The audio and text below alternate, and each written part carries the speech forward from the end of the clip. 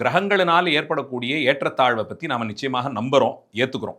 அது நம்ம முன்னாடியே சொன்ன மாரி நம்பிக்கையாளர்களுக்கு இதிகாச புராணங்கள் இதெல்லாம் சொல்லிட்டு வருது. ஆனா அந்த மாதிரி ஒரு தாழ்வு வரும்போது பயம் கொண்டு வணங்குவதோ, இல்ல ஏற்றம் வரும்போது மகிழ்ந்து போற்றுவதோ, வணங்குவதோ இது 2மே நாம் தெய்வமாக யாரை கருதுகிறோமோ அவங்க கிட்ட தான் இருக்கணும். இப்ப சிவனடியார் பெருமக்களுக்கு ஜாதகம், ஜோசியம் எல்லாம் இல்லையான்னு கேட்டா அப்படிலாம் இல்ல. நிச்சயமாக உலகிலே பிறந்தவர்கள் அத்தனை பேருக்கும் பிறந்தபோது இருந்த கிரகச்சூழல் அந்த அமைப்பை வைத்து ஒரு ஜாதகம் கணிக்கப்படும். நல்ல கற்றுத்தேர்ந்த ஒரு ஜோதிடர் அதை பார்த்தார் என்றால் வரக்கூடிய காலம் இந்த அளவில் இருக்குன்னு ஒன்று சொல்ல முடியும்.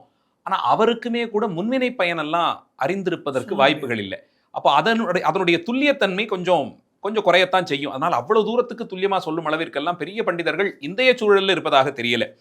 அந்த அளவுக்கு ஒருத்தரை தெரிந்து பார்த்து சொல்லக்கூடிய நிலையிலே ஒரு பயம் வந்ததுன்னா கூட இந்த கிரகத்தினுடைய இந்த சேர்த்தி இது உனக்கு அவ்வளவு சாதகமாக இல்லைன்னு தெரிய வந்தாலும் போய் வணங்க வேண்டியது சிவபெருமானைத்தான் இருப்பது தான் அடியார்களுடைய